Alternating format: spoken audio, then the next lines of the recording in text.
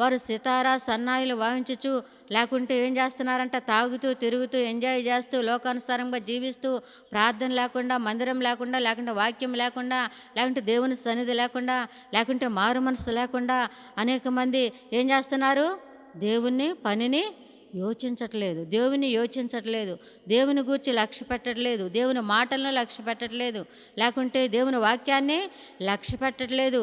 అందుకనేనంట, ఎందుకు 10 ఎకరాల ద్రాక్ష తోట కొంచెడ రసమే ఇచ్చిందంట. ప్రియమైన సహోదరి సహోదరులారా, అవును, మనం ఎప్పుడైతే దేవుని మాటను లోబడి ఉంటామో, దేవుని చిత్తానుసారంగా ఎప్పుడైతే జీవిస్తూ ఉంటామో, లేదంటే దేవుడు చెప్పిన విధానంగా ఎప్పుడైతే నడుచుకుంటా ఉంటామో, అప్పుడు దేవుడు ఏం చేస్తారు, మనల్ని దీవిస్తూ ఉంటారు, ఆశీర్వదిస్తూ ఉంటారు, మేలు చేస్తూ ఉంటారు, సహాయం చేస్తూ ఉంటారు. కనుక ప్రియమైన సహోదరి సహోదరులారా, ఇక్కడ 10 ఎకరాల ద్రాక్ష తోట ఇస్తే కొంచెడ ద్రాక్ష రసమే ఇచ్చినట్లుగా చూస్తూ ఉన్నాం. ఎందుకని? వారి కుటుంబాల్లో, వారి జీవితాల్లో మరి దేవునికి చోటు లేదు, వారి హృదయాల్లో దేవునికి చోటు లేదు, మనస్సు లేదు. లోకానుసరమైన వాటి విషయంలోనే ఎంతసేపటికి చోటు ఉంటుంది, కానీ దేవుని విషయాన్ని, దేవుని పనిని యోచించట్లేదంట. అందుకని ఏంటంట, మరి 10 ఎకరాల ద్రాక్ష తోట కూడా కొంచెడ రసమే ఇచ్చిందని ఇక్కడ వాక్యం సెలవిస్తూ ఉన్నది. కనుక ఆయన హస్తకృత్యములను లక్ష్య పెట్టరు. ఆయన చేసిన విధానాన్ని, మన నిర్మించిన విధానాన్ని, మన కాపాడిన విధానాన్ని, మన స్థితిని, మన జీవితాన్ని, మన బ్రతుకుని ఏ విధంగా ఈ లోకంలోకి తీసుకొచ్చి ఏ విధంగా మనల్ని ఈ విధంగా జీవింప చేస్తున్నారో దాన్ని గుర్చంట, దేవుని గుర్చంట ఆలోచన లేదంట. ఆయన హస్తకృత్యాలు, ఆయన చేసిన పనులను బట్టి ఆలోచన లేదంట. అందుకనే 10 ఎకరాల ద్రాక్ష తోట కూడా కొంచెడ రసమే ఇచ్చిందని చెప్పేసి ఇక్కడ వాక్యం సెలవిస్తూ ఉన్నది. కనుక ప్రియమైన సహోదరి సహోదరులారా, మరి ఆయన దీవించాలంటే, నిన్ను ఆశీర్వదించాలంటే, నీకు మేలు చేయాలంటే, నీకు సహాయం చేయాలంటే, నీ కుటుంబం చక్కగా ఉండాలంటే, లేదంటే నీ పిల్లలు వర్ధిల్లాలంటే, మీ పిల్లల చదువులో కానీ, మీ పిల్లల ఉద్యోగంలో కానీ, వ్యాపారంలో కానీ, లేదంటే చేతి పనిలో కానీ నీ కుటుంబం దీవించబడాలంటే, ఆశీర్వదించబడాలంటే ముఖ్యంగా ఏం చేయాలి?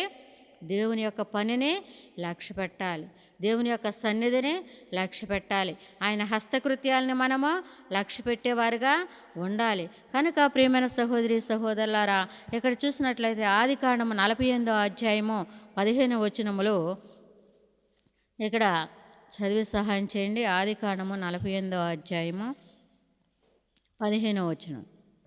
అతడు యోసేపును దీవించి, మా పితరులైన అబ్రహాము ఇస్సాకు ఎవని ఎదుట నడుచుచుంటిరో ఆ దేవుడు నిన్ను పుట్టించినది మొదలుకొని నేటి వరకు ఎవరు నన్ను పోషించునో ఆ దేవుడు, అనగా సమస్తమైన కీడుల నుండి నన్ను తప్పించిన దూత ఈ పిల్లలను ఆశీర్వదించునుగాక. ఏమంటున్నాడు ఇక్కడ? యాకోబు అంటున్నాడు, తను యోసేపును దీవిస్తూ, యోసేపుతో మాట్లాడుతూ ఏమంటున్నాడు? మా పితరుడైన అబ్రహాము ఇస్సాకు యొక్క దేవుడు మరి మాకు తోడుగా ఉండి, ఎవరికి తోడుగా ఉన్నారండి? అబ్రహాము ఇస్సాకు దేవుడు వారికి కూడా తోడుగా ఉన్నారంట. వారి ప్రార్థన బట్టి, వారి భక్తిని బట్టి, వారి విశ్వాసాన్ని బట్టి, వారి నమ్మకాన్ని బట్టి, వారు దేవుల్లో జీవించిన విధానాన్ని బట్టి దేవుడు ఏం చేశారంట? వారికి తోడుగా ఉన్న దేవుడు మీకు కూడా తోడుగా ఉంటారు, మీకు కూడా సహాయం చేస్తారు, మీకు కూడా మేలు చేస్తారు. మనల్ని పుట్టించిన నాటి నుంచి ఏం చేస్తున్నారంట? కాపాడే దేవుడు ఉన్నాడు. కాబట్టి ఎన్నో కీడులు వచ్చినా, ఎన్నో శ్రమలు వచ్చినా, ఎన్నో ఇరుకులు వచ్చినా, ఎన్నో ఇబ్బందులు వచ్చినా, ఎన్నో నష్టాలు వాటిల్నా, ఎన్నో వ్యాధులు వచ్చినా ఏం చేస్తున్నాడండి దేవుడు? వాటి నుంచి తప్పించి రక్షించి మనల్ని కాపాడుతూ వస్తున్నారు. కనుక ప్రియమైన సహోదరి సహోదరులారా, ఇక్కడ యాకోబు అంటున్నాడు యోసేపుతో, ఇదిగో నా పితరుడైన అబ్రహాము ఇస్సాకు యొక్క దేవుడు మాకు తోడుగా ఉన్న విధానంగా మీకు కూడా తోడుగా ఉండి మేము పుట్టిన నాటి నుండి ఇప్పటి వరకు తోడుగా ఉన్నారు. అదేవిధంగా ఆ దేవుడు మిమ్మల్ని దీవిస్తారు, ఆశీర్వదిస్తారు, మేలు చేస్తారు, సహాయం చేస్తారు. కనుక ఆయన సన్నిధిలో ప్రతి నిత్యము మీరు గణపరచండి, స్తుతించండి దేవుణ్ణి అని చెప్పేసి ఈ యొక్క యాకోబు ఏం చేస్తున్నాడండి? యోసేపును దీవిస్తున్నాడు. యోసేపు పిల్లల్నే దీవించినట్లుగా చూస్తూ ఉన్నాం. ప్రియమైన సహోదరి సహోదరులారా, అవును, మనం చేసిన ప్రార్థన మన పిల్లలకు అంటుతూ ఉంటుంది. మనం అనుకుంటాం, ఎంత ప్రార్థన చేసినా ప్రయోజనం ఏముందలే, మేలే ఉందలే, మా కుటుంబంలో ఎప్పుడు సమస్యలే, ఎప్పుడు బాధలే, ఎప్పుడు కష్టాలే, లేదంటే నా భర్త మారట్లేదు, నా భార్య మారట్లేదు, లేకుంటే నా పిల్లల మాట వింటలేదు అని చెప్పేసి నిరుత్సాహపడిపోతాం. అయితే ప్రియమైన సహోదరి సహోదరులారా, ఆ శ్రమల్లో, ఆ బాధల్లో, ఆ కష్టాల్లో కూడా దేవుడు ఏం చేస్తారు? మరలా నిన్ను విడిపిస్తూ ఉంటారు, రక్షిస్తూ ఉంటారు, మేలు చేస్తూ ఉంటారు, సహాయం చేస్తూ ఉంటారు. నువ్వైతే ఆయన పాదాలు పట్టుకునేవారుగా ఉండాలి, ప్రార్థన చేసేవారుగా ఉండాలి, దేవుని బతిమలాడుకునేవారుగా ఉండాలి, దేవుణ్ణి పాదాలు పట్టుకొని మోకరించి ఆయన అడిగేవారుగా ఉండాలి. అంతేకాకుండా మనలో ఉన్న ప్రతి ఒక్క పాపాన్ని వదిలిపెట్టుకునేవారుగా ఉండాలి, తీసేసుకునేవారుగా ఉండాలి, మార్చుకునేవారుగా ఉండాలి. మనలో ఏదైతే దేవునికి విరోధమైన జీవితం, విరోధమైన అలవాటు మనలో ఏలుబడి చేస్తుందో దాన్ని వదిలిపెట్టుకునేవారుగా ఉండాలి. ప్రియమైన సహోదరి సహోదరులారా, అప్పుడు దేవుడు ఏం చేస్తారు? మరలా నిన్ను విడిపిస్తారు, రక్షిస్తారు, కాపాడతారు. నీ పిల్లల్ని ఏం చేస్తారంట? దీవిస్తారంట. ప్రియమైన సహోదరి సహోదరులారా, చూసారా, ఒక తాత అంట, ముసలాయన ఒక జామ చెట్టు నాటుతూ ఉన్నాడంట. నాటుతూ ఉంటే ఇరుగు పొరుగు వారు వచ్చి అన్నారంట, తాత నువ్వు ముసలోడు అయిపోయావు, చనిపోతావు కదా, ఇంకెందుకు నీకు ఈ జామ చెట్టు నాటుతున్నావంటే ఏమన్నాడు అతను? నాకు కాదయ్యా, నా యొక్క మనవళ్ళకు అన్నాడంట. ప్రియమైన సహోదరి సహోదరుల, నా పిల్లలకు అన్నారంట. చూసారా, ఆ యొక్క మరి తాతయ్య నిజంగా జామ చెట్టు ఫలాలు తింటానని నాటాడా? నాటల. కానీ ఎవరికంట? తన పిల్లలు, తన మనవళ్ళు తింటారని నాటుతున్నానయ్యా అన్నట్టు. అదేవిధంగా మన యొక్క భక్తి, మన ప్రార్థన, మన నీతి, మన యథార్థత, మన మంచి ప్రవర్తన, మన విధానము మన కుటుంబాన్ని కాపాడుతూ ఉంటుంది, మన పిల్లల్ని కాపాడుతూ ఉంటుంది, రక్షిస్తూ ఉంటుంది, లేకుంటే వృద్ధి చేస్తూ ఉంటుంది. దేవునిలో జీవించిన విధానాన్ని బట్టి, దేవునికి ఇచ్చిన విధానాన్ని బట్టి, లేకుంటే దేవునిలో భయభక్తులు కలిగి మంచి ప్రవర్తన కలిగి జీవించిన విధానాన్ని బట్టి ఏం చేస్తారు? దేవుడు మన పిల్లల్ని హెచ్చింపజేస్తూ ఉంటారు. చూసారా, ఈ యాకోబుని బట్టి యోసేపును దేవుడు ఏ విధంగా వర్ధిల్ల చేశాడో చూడండి. యోసేపుని ఏం చేశారండి? తన అన్నదమ్ములే, తన కుటుంబ సభ్యులే నెట్టేశారు, గోతిలో పడేశారు. ప్రియమైన సహోదరి సహోదరులారా, అమ్మేశారు. ఆ శ్రమలో, ఆ కష్టంలో యోసేపు అనుకున్నాడు, నాకు ఎవరు దిక్కు లేదు, ఎవరు ఆధారం లేదు, ఎవరు సహాయం లేదు, ఏంటి నా పరిస్థితి ఈ విధంగా అయిపోయింది, నాకు అన్నదమ్ములే నన్ను ఈ విధంగా చేశారేంటి అని చెప్పేసి ఎంతో కృంగిపోయాడు, పడ్డాడు, ఒంటరిగా ఉన్నాను అనుకున్నాడు. అయితే ఆ ఒంటరి సమయంలోనే ఏం చేశారండి? దేవుని పాదాలు పట్టుకున్నాడు. దేవుని పాదాలు పట్టుకున్న దాన్ని బట్టి, దేవుని యందు భయభక్తులు కలిగి జీవించిన విధానాన్ని బట్టి చూసారా, ఏం చేశాడండి? దేవుడు యోసేపుని వర్ధిల్ల చేసినట్లుగా చూస్తామన్నాం, దీవించినట్లుగా చూస్తామన్నాం. తన యొక్క తల్లిదండ్రుల ప్రార్థన, తాత ముత్తాతల ప్రార్థన ఆయన కాపాడినట్లుగా చూస్తామన్నాం. ఆ శ్రమలో కూడా, ఆ కష్టంలో కూడా, ఆ నష్టంలో కూడా కాపాడినట్లుగా చూస్తామన్నాం. అవును, మన కుటుంబంలో కూడా అదే విధంగా ఉంటాయి పరిస్థితులు. ఒక్కోసారి మన తల్లిదండ్రులే, మన బంధుమిత్రులే, మన అన్నదమ్ములే, మన అక్క చెల్లెళ్ళే ఏం చేస్తూ ఉంటారండి? తోడబుట్టిన వారే నెట్టేస్తూ ఉంటారు, లేకుంటే అనేక రకాలుగా నిందిస్తూ ఉంటారు, అవమానిస్తూ ఉంటారు. ప్రియమైన సహోదరి సహోదరులు తీసేస్తూ ఉంటారు, ఎందుకు పనికిరామంటారు. అయినప్పటికి కూడా నువ్వు ఎప్పుడైతే దేవుని పాదాలు పట్టుకుంటావో, ఎప్పుడైతే ప్రార్థన చేస్తూ ఉంటావో, ఎప్పుడైతే దేవునికి మొరపెడతా ఉంటావో, అప్పుడు దేవుడు ఏం చేస్తాడండి? తప్పనిసరిగా విడిపిస్తారు, రక్షిస్తారు, కాపాడతారు, నిన్ను వృద్ధి చెందిస్తూ ఉంటారు, అభివృద్ధి చేస్తూ ఉంటారు, దీవిస్తూ ఉంటారు నీ కుటుంబాన్ని, నీ పిల్లల్ని. అయితే దేవుని మాత్రం వదిలిపెట్టని వారుగా ఉండాలి. చూసారా, యోసేపు వదిలిపెట్టాడా దేవుణ్ణి? వదిలిపెట్టలే. యవ్వన కాలంలో చూసారా, యవ్వన కాలంలో, చిన్న వయసులో చూసారా తన జీవితం ఏ విధంగా అయిపోయిందో, ఏ విధంగా అవమాన పాలైపోయిందో, అల్లరి పాలైపోయిందో, హేళన పాలైపోయిందో, లేకుంటే నిందల పాలైపోయిందో. ప్రియమైన సహోదరి సహోదరులారా, తోడబుట్టిన వారే ఏ విధంగా చేశారో ఆ శ్రమలు, ఆ బాధలు ఇంకొకళ్ళు అయితే తట్టుకుంటారండి? తట్టుకోలేరు. దేవుడు లేడు, ఏం లేదు, దేవుడు ఏం చేశారు, ఏమేలు చేశారు, సహాయం చేశారు అని మనమైతే అనుకుంటాం. ప్రార్థన ఎందుకులే, మందిరం ఎందుకులే, లేకుంటే దేవుని సన్నిధి ఎందుకు, దైవజనులు ఎందుకు, నాకు ప్రార్థన వద్దు, మందిరం వద్దు, భక్తి వద్దు అని చెప్పేసి వదిలేస్తూ ఉంటాం. కానీ యేసేపు అట్లా వదిలేయలేదండి. యేసేపు ఏం చేశాడు? దేవుని యందు భయభక్తులు కలిగి, జీవించిన విధానాన్ని బట్టి, దేవుని వదిలిపెట్టకుండా ఉండవే విధానాన్ని బట్టి ఆ శ్రమల నుంచి విడిపించి రక్షించి కాపాడారు. సర్లే ఏదో మరి అక్కడ ఎవరు ఆ యొక్క రాజుగారు ఇస్మాయిల్ కమ్మినప్పుడు ఆ రాజుగారి ఇంటిలో మరి కొంచెం ఆదరణ దొరికింది, ప్రేమ దొరికింది, సహాయం దొరికింది అని సంతోషపడ్డాడు. ఆ శ్రమ నుంచి నేను బయటకు వచ్చాను అనుకున్నాడు. అయినప్పటికీ కూడా మరలా ఏమైందండి యోసేపుకి? ఆ యొక్క కుటుంబంలో ఆ యజమాని భార్య ప్రేరేపించింది, రమ్మనన్నది, నాతో పాపం చేయమన్నది. అప్పుడు అదొక శ్రమ. చూసారా, కొంచెం ఏదో నేను ఆ శ్రమ నుంచి బయటపడి ఎక్కడికి వచ్చి సంతోషంగా ఆనందంగా ఒక ముద్ద అన్నం తింటున్నా అనుకున్న సమయంలో మరలా ఏమైందండి? ఆ యొక్క రాజుగారి భార్య ప్రేరేపించి రమ్మన్నప్పుడు అక్కడ నేను ఏమన్నాడు?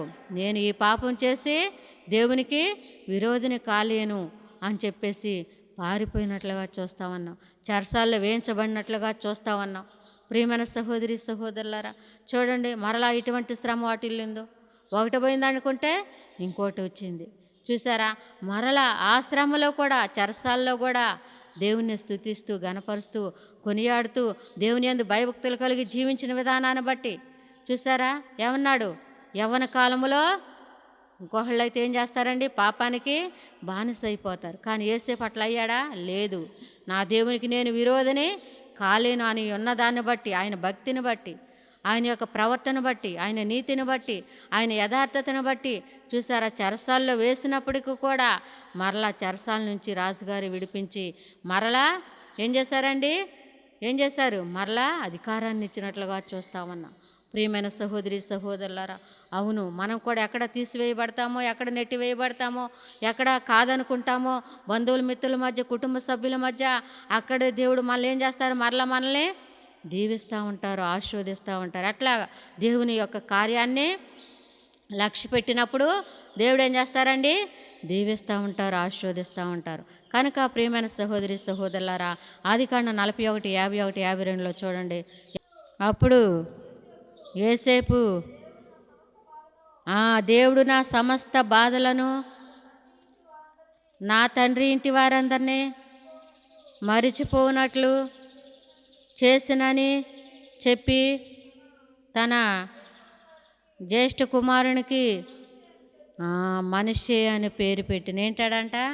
తన తండ్రి యొక్క ఇంటి నుంచి బాధలన్నిటి తప్పించి దేవుడు ఈ స్థితిలో ఉంచాడు అని చెప్పేసి తన కుమారునికి దేవుడు మనష్షే అని పెట్టాడంట. తర్వాత రెండో కుమారుడికి ఎఫ్రాయిం అని పెట్టాడు.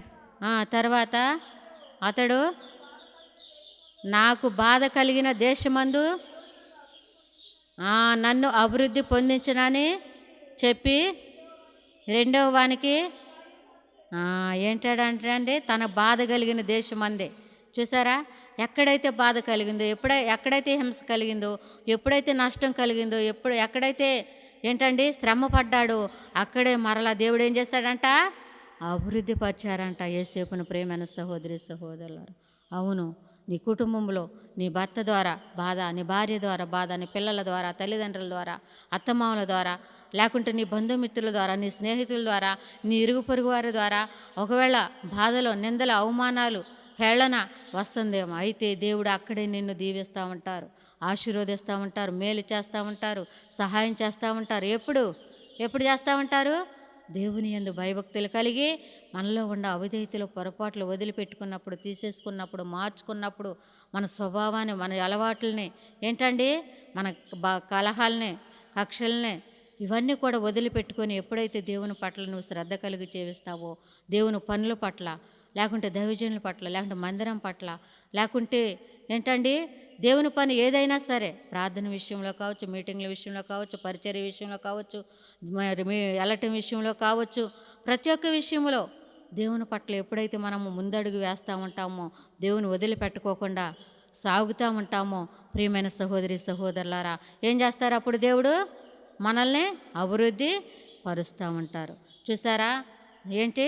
ఏడ్చిన చోటనే దేవుడు ఏం చేస్తూ ఉంటాడు? మనకి నవ్వు కలుగు చేస్తూ ఉంటారు. నేను ఏడ్చిన చోటనే మనసారా నవ్వేదా, నేను పడిన చోటనే ప్రభు కొరకై నిలిచేదా. ఏంటా? ఏడ్చిన చోటనే దేవుడు ఏం చేస్తాడంట? మనసారా నవ్వేలా చేస్తాడు. పడిన చోటనే మనల్ని తలెత్తుకునే వారుగా చేస్తూ ఉంటారు. కనుక ప్రియమైన సహోదరి సహోదరులారా, మరి ఈ యొక్క యోసేపును దేవుడు ఏ విధంగా దీవించారు, ఏ విధంగా ఆశీర్వదించారో అదేవిధంగా మనల్ని కూడా ఈ యొక్క నూతన సంవత్సరంలో దేవుడు మనల్ని దీవిస్తారు, ఆశీర్వదిస్తూ ఉంటారు, మేలు చేస్తూ ఉంటారు, సహాయం చేస్తూ ఉంటారు. కనుక మనమైతే ఏం చేసేయాలి? ఆయన చేసిన మేలును బట్టి, మనం పుట్టించిన కాడి నుంచి ఇప్పటి వరకు కాపాడిన విధానాన్ని బట్టి, రక్షించిన విధానాన్ని బట్టి ఎన్నో శ్రమలు, ఇరుకులు, ఇబ్బందులు వచ్చినప్పటికి కూడా ఏం చేస్తాడు? దేవుడు కాపాడుతూ వచ్చుతూ ఈ స్థితిలో ఉంచారు. కనుక దానిని బట్టి మనము దేవునికి కృతజ్ఞతాస్తుతులు చెల్లించేవారుగా ప్రతిదినము ప్రతినిత్యము ఆయన్ను సన్నిధిలో గడిపేవారుగా, ఆయనతో గడిపేవారుగా ఉండినప్పుడు దేవుడు మరలా మనల్ని ఏం చేస్తాడు? ఈ యొక్క నూతన సంవత్సరంలో కూడా దేవుడు మనల్ని ఏం చేస్తారండి? కాపాడతారు, రక్షిస్తారు, మన పిల్లల్ని కూడా వృద్ధి చెందిస్తామంటారు. కనుక ప్రియమైన సహోదరి సహోదరులారా, మరి మనం అందరం కూడా మరి ఈ యొక్క నూతన సంవత్సరంలో మరి ఆయన స్తుతిస్తూ గణపరుస్తూ చేసిన మేలును బట్టి, విధానాన్ని బట్టి ఎప్పుడు కూడా ఆయన వదిలిపెట్టని వారుగా, మరి ఆయన్ని ఎప్పుడు ఎల్లప్పుడూ కృతజ్ఞత కలిగి జీవించేవారుగా మనమందరం జీవిద్దాం. దేవుడు ఇచ్చిన వాక్యాన్ని దీవించి ఆశీర్వదించునుగాక. ఆమేన్.